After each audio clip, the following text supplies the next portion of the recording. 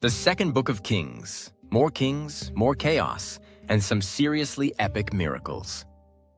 Welcome to the second book of Kings, where the royal roller coaster of Israel and Judah reaches even more dizzying heights and devastating lows. If you thought the first book was wild, you haven't seen anything yet. This one's got it all.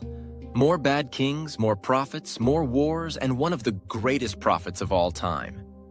Elisha, pulling off some seriously epic miracles.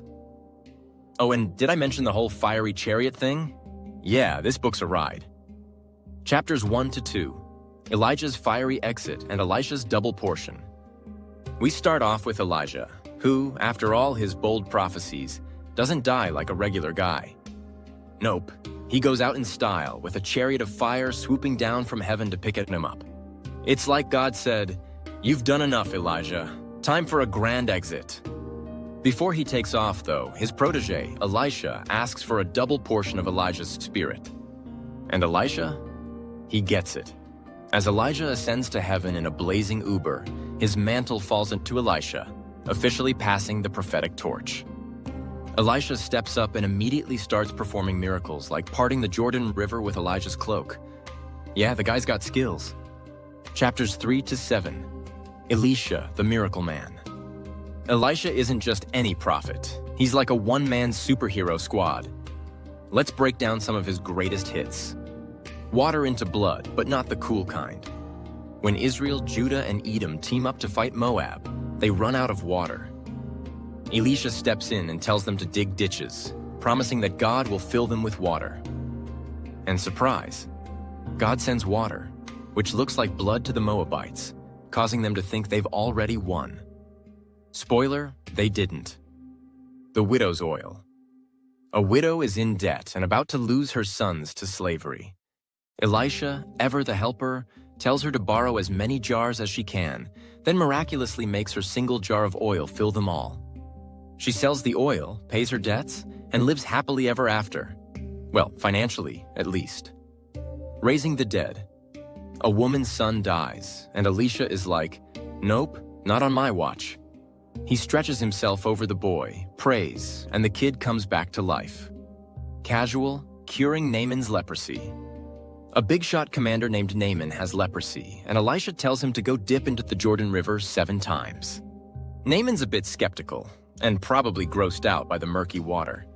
But he does it, and bam, he's healed.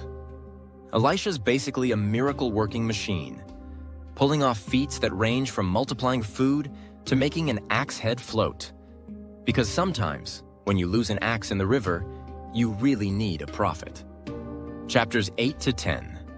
More bad kings, more problems. While Elisha's out there performing miracles, the kings of Israel and Judah are busy doing, well, mostly bad stuff. In fact, most of the kings in this book have one thing in common. They're terrible at being kings. They lead the people into idol worship, make bad political decisions, and generally ignore God. One standout is Jehu, who's anointed as king of Israel with one major task: wipe out Ahab's wicked dynasty. Yes, that's still going on. Jehu goes on a rampage, taking down Jezebel, who gets pushed out of a window. Talk about dramatic. And he makes sure that all of Ahab's family and allies are, dealt with. Hey, how goes it? I hope you're enjoying this episode. I mean, who am I kidding? Right? Of course you are. Seriously, I mean, it is fire.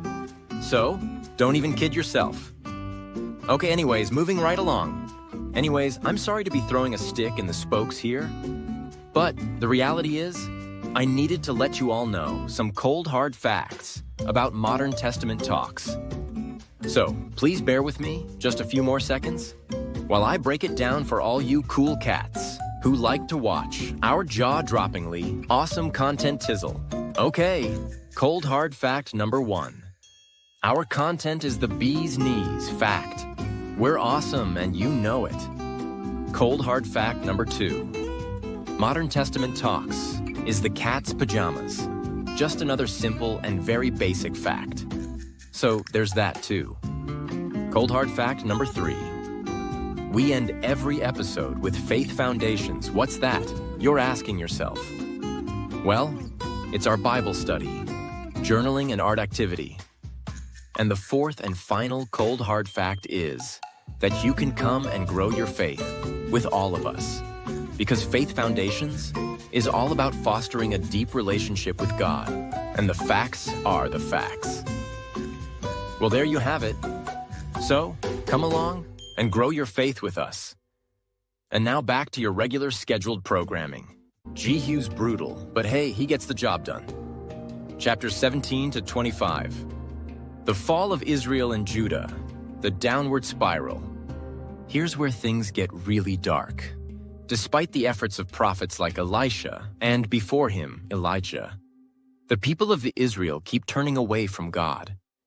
Idol worship is rampant, and they're ignoring God's warnings left and right. Finally, God's like, that's it, I'm done. And he allows the Assyrians to come in and to destroy Israel. The northern kingdom falls, and the people are taken into exile.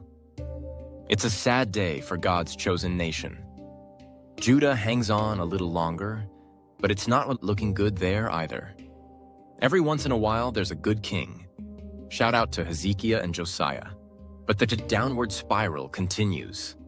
The people keep falling into idol worship, and eventually, God has had enough.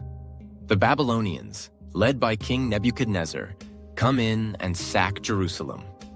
The temple is destroyed, and the people are taken into Babylonian exile. It's the ultimate "we told you so" moment from the prophets. The people had been warned over and over again, but they didn't listen.